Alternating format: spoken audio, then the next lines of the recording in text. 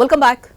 ప్రపంచవ్యాప్తంగా ఎందరో వ్యక్తులు దశాబ్దాలుగా అడవుల్లో జీవిస్తూ ఆశ్చర్యంలో ముంచెత్తారు. ప్రమాదవశాత్తు దీవుల్లో చిక్కుకుపోయి స్వదేశానికి తిరిగి వెళ్లలేక ఒంటరిగానే అడవి జంతువులతో పాటు జీవించిన సందర్భాలు చాలానే ఉన్నాయి.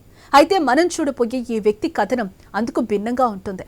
ప్రభుత్వం తనను మోసం చేయడంతో అతడు ఏకంగా అడవిలోనే ఒంటరిగా జీవించాలని నిర్ణయించుకున్నాడు. చుట్టూ సముద్రంతో ల్యాండ్ లాక్ కంట్రీగా ఉండే సింగపూర్ చాలా అందమైన ప్రదేశంగా ఉంటుంది. ప్రపంచంలో పట్టణ జనాభా ఎక్కువగా ఉండే ప్రాంతాల్లో సింగపూర్ కూడా ఒకటి. అక్కడ ఎటు చూసినా లగ్జరీ అపార్ట్మెంట్లు, ఆకాశ హర్మ్యాలు కనిపిస్తూ ఉంటాయి. అయితే ఈ వ్యక్తి మాత్రం వాటితో సంబంధం లేకుండా అటవీ ప్రాంతాన్ని తన నివాసంగా చేసుకున్నాడు. ఆ అడవిలోనే ఒంటరిగా 30 ఏళ్లు జీవించాడు. అడవిలో తానున్న చోట వ్యవసాయం నిర్వహించుకుంటూ వాటిని నగరంలో అమ్ముకుంటూ కాలం వెళ్లదీస్తున్నాడు. అతడి పేరే ఓగో సింగ్. సన్నగా ఉండే సింగ్ వయసు 79 ఏళ్లు. ఈ వయసులో కూడా తనకన్నా సగం వయసుండే వారికన్నా ఆరోగ్యంగా కనిపిస్తున్నాడు. అయితే సోషల్ మీడియాలో పెట్టిన ఓ పోస్ట్ కారణంగా సింగ్ గురించి బాహ్య ప్రపంచానికి తెలిసింది. తన స్థలాన్ని ఆక్రమించుకున్న ప్రభుత్వం నష్టపరిహారంగా మరో చోట స్థలం చూపించలేదు. దాంతో సింగపూర్లో ఓ అటవీ ప్రాంతంలో ఒంటరిగా గత 30 ఏళ్లుగా నివసిస్తున్నట్టు చెప్తున్న వీడియో సోషల్ మీడియాలో వైరల్ అయింది. ఈ విషయం విని చాలా మంది షాక్ గురయ్యారు. ప్రభుత్వం నుంచి తనకి ఎందుకు సాయం అందడం లేదని కొందరు ప్రశ్నిస్తుంటే 30 ఏళ్లుగా తాను అలా ఎలా జీవిస్తున్నారని మరికొందరు తెలుసుకోవాలని అనుకున్నారు. సింగ్ పండిస్తున్న కూరగాయలను లైసెన్స్ లేకుండా వ్యాపారం చేస్తుండగా అధికారులు పట్టుకోవడంతో ఈ కథ మొత్తం వెలుగులోకి వచ్చింది. తాను పండించిన కొన్ని ఆకుకూరలు, మిరపకాయలు విక్రయిస్తూ ఉండగా ఒక సింగపూర్ డాలర్ విషయంపై వివాదం జరగడంతో ఓ కస్టమర్ సింగ్ పై పోలీసులకు ఫిర్యాదు చేశాడు. దీంతో సింగ్ కూరగాయలను అధికారులు స్వాధీనం చేసుకున్నారు. ఈ విషయాన్ని అటుగా వెళ్తున్న ఓ స్వచ్ఛంద సంస్థ సభ్యురాలు గుర్తించారు.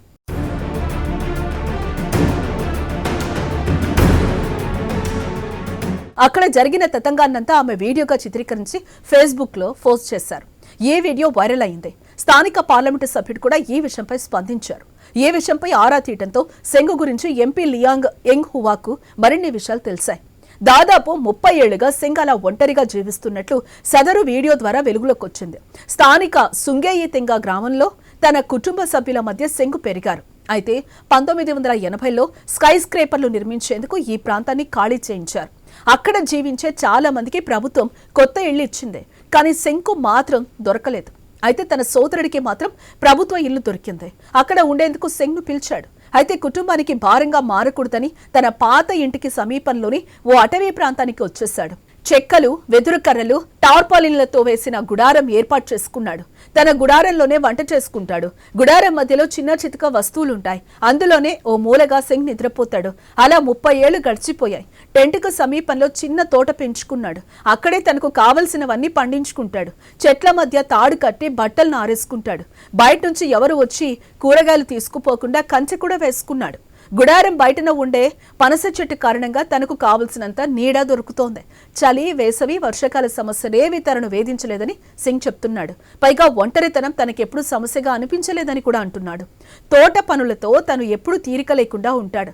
అడవిలో అన్నింటికంటే కష్టం ఏదైనా ఉందా అంటే అది ఎలుకల వల్ల మాత్రమేనని అంటున్నాడు సింగ్.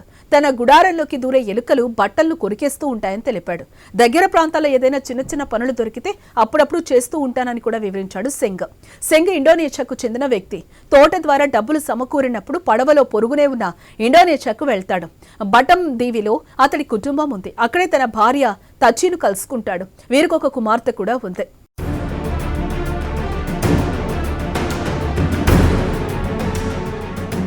వారానికి ఒకసారి పని పూర్తయ్యాక అక్కడికి వెళ్తూ ఉంటాడు. వారిని కలిసి మళ్లీ వెనక్కి వచ్చేస్తూ ఉంటాడు. అసలు తాను సింగపూర్లోనే జీవిస్తున్నాడని అనుకుంటోంది భార్య తచ్చి. ఎక్కడుంటున్నావని ఎవరైనా అడిగితే తోటలో ఉంటున్నా అని సమాధానం చెప్పాడని బంధువు ఒకరు వివరించారు. 2 ఏళ్లుగా కరోనా వైరస్ వ్యాప్తి కారణంగా తన భార్య, కుమార్తెను కూడా కలవటానికి వెళ్లటం మానేశాడు సింగ్. క్వారంటైన్, కోవిడ్ పరీక్షలకు డబ్బులు వెచ్చించగలిగే వారిని మాత్రమే విదేశాలకు ప్రయాణించేలా సింగపూర్ ఆంక్షలు తీసుకొచ్చింది. తాను అడవిలో జీవిస్తున్నప్పటికీ ప్రతి నెల తన కుటుంబానికి $500 అంటే మన కరెన్సీలో 37,000 నుంచి 40,000 దాకా కుటుంబానికి పంపిస్తూ ఉంటాడు. అసలు ప్రపంచంలోనే సంపన్నవంతమైందని పేరున్న సింగపూర్లో ఇల్లు లేకుండా రోడ్లపై జీవించేవారు చాలా అరుదు. ప్రపంచ బ్యాంకు తాజా గణాంకాల ప్రకారం జీడీపీ $60,000 అంటే 44,81,000. అంతేకాదు ఇక్కడ పటిష్టమైన ప్రభుత్వ గృహకల్పన కార్యక్రమం కూడా అమలవుతోంది.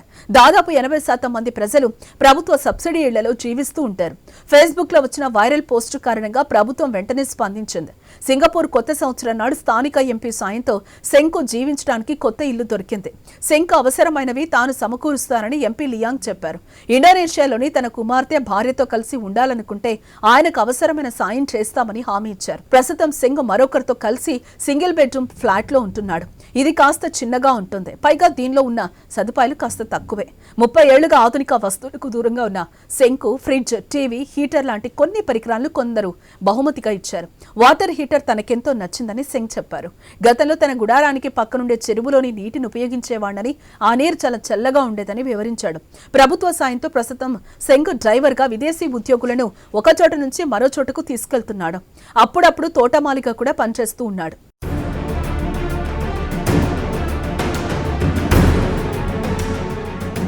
తన కుటుంబంతో కలిసి సింగపూర్ కొత్త సంవత్సరం జరుపుకుని ఈ ఏడాదితో 3 దశాబ్దాలు పూర్తవుతున్నాయని సెంగ్ అంటున్నారు. గత జ్ఞాపకాలను గుర్తు చేసుకున్నాడు. ఇప్పుడు తింటున్న తిండిలో చాలా ఆహార పదార్థాలు తిని దశాబ్దాలు అవుతుంది. ఇప్పటి జీవితం చాలా బాగుందని అంటున్నాడు సెంగ్. 30 ఏళ్లలో తొలిసారి టీవీ చూస్తూ ప్రతి క్షణాన్ని ఆస్వాదిస్తున్నాడు. అయితే అడవిలో ఉండే స్వేచ్ఛా జీవితాన్ని మాత్రం అతడు మిస్ అవుతున్నాడు. పోను ఇప్పుడు తన ఫ్లాట్లో ఉండేందుకే ఇష్టపడుతూ ఉండటం గమనించాల్సిన విషయం. ఇప్పటికీ ప్రతిరోజు ఉదయం 3 గంటలకు నిద్రలేవగానే తను పెంచుకున్న తోటను చూసుకునేందుకు అడవికి వెళ్తున్నాడు. ఆ తర్వాతే మిగతా రోజువారీ పనులు చేసుకుంటున్నాడు. సెంగు కేసు సింగపూర్ ప్రభుత్వానికి ఓ చెంపపెట్టుగా అక్కడి రాజకీయ నాయకులు భావిస్తున్నారు.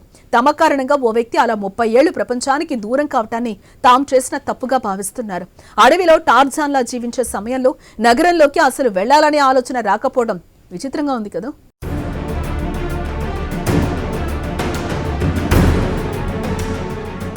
మరో చిన్న బ్రేక్ తీసుకుందాం. బ్రేక్ తర్వాత చెప్తాం మరో అంశం చూద్దాం. Stay with us.